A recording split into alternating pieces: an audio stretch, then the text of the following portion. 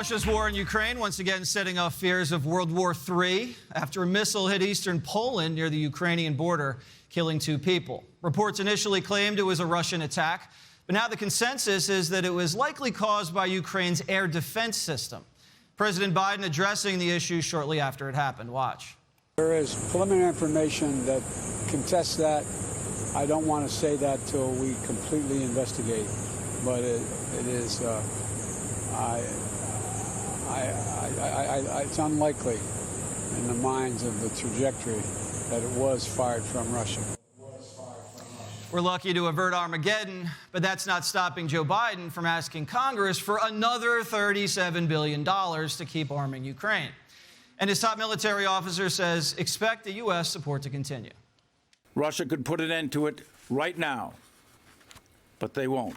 And we, the United States, under the direction of the President and the Secretary of Defense, we will continue to support Ukraine for as long as it takes to keep them free, sovereign, independent, with their territory intact. Dana Perino, are we getting closer to World War III? Well, no, hopefully. I think that there's a couple of things here. One, cooler heads prevailed. That's always good. And also, it's not really in Russia's best interest right now to attack a NATO country. And I also think if Russia were actually going to make a decision to attack a NATO country, it wouldn't be to, unfortunately, tragically kill 2 farmers in Poland. I think that would be a whole different thing. The United States is asking, the administration, is asking for $3.7 billion. And they do want to get this done in the lame duck, and I understand why they do, because things are going to change for them when it comes to January and you have a new Congress. The one thing that President Biden doesn't necessarily do enough, in my opinion, is explain to the United States, why is it in our interest to do this? And if you make the case, then the American people are often very generous. We do care about freedom. We care about our own national security. We want to take care of things at home. But if you have to explain that to them, you just can't keep trying to pass these bills without more of an explanation. Greg Gutfeld has a lot of plans for the lame duck. Yes. Are you planning on spending that much money on Ukraine? Here's the thing. I don't trust anything coming out of Russia. I don't trust anything coming out of the Ukraine. I don't trust anything coming out of the United States. Sorry. We've been lied to about COVID. We've been lied to about Afghanistan. We've been lied to about Iraq. What else have we been lied to? I think that we're operating... You were lied to about your room. I was lied to about my room. But it is interesting, though, that we have not really covered this story in months. And why it's like we just got used to it. 200,000 people dead? Is that about right? 100,000 troops on each side, maybe more. And it's just background noise. And it's kind of sad because we're fighting. There's a war going on, but there's a war of persuasion and a war of propaganda. And when that general says, for as long as it takes, what does that mean? Right. What does that mean? That means it's no skin off our necks. We don't notice it. So it could go on forever. And you're seeing one of the most beautiful countries in the world get destroyed. Yep. So it's a sad story. It is. Janine, do you trust Joe Biden as the commander-in-chief to guide us to peace? Jesse, don't finish the question. Okay, the answer's fine. no already. Okay. Okay? Here's the thing. I agree with Greg. I don't know. This is one time where I hope they're lying. If it did come from Russia, okay, I want them to tell me it didn't, because I don't want to trigger World War III. So hopefully they're lying about that if it did end up coming from Russia. Plus, $37 billion. You add that to $19.3 billion. What are we buying? Where's the money going?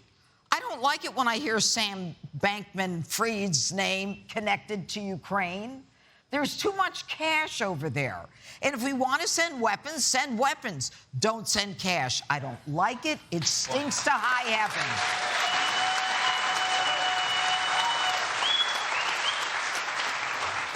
Your guy, Joe Biden. Hey, Harold, how you doing? Look, Is he navigating this thing properly? I liked the night we had last week. Did you? I liked. We're talking about Ukraine. Tuesday night. You mean when we took the House? Absolutely. Oh, you like that We night? took the Senate? You like that night? You already had the Senate. We took the You Senate? already had the Senate. We covered the spread. And you bought it with funny money. I covered the spread.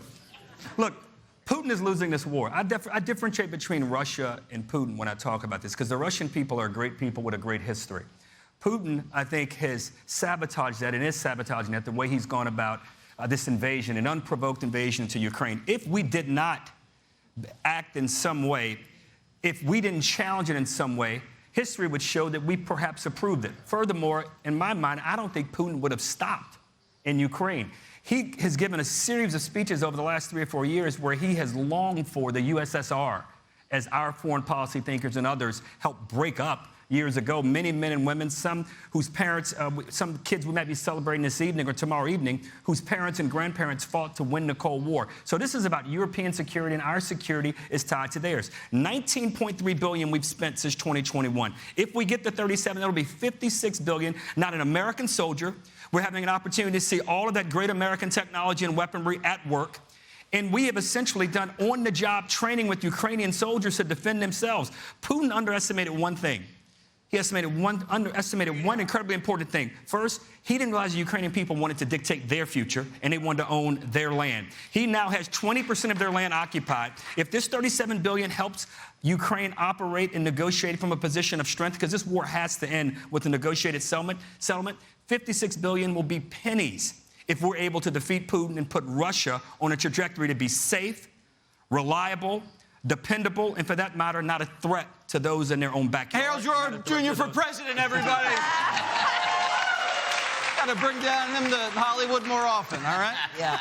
Hey, Sean Hannity here. Hey, click here to subscribe to Fox News YouTube page and catch our hottest interviews and most compelling analysis. You will not get it anywhere else.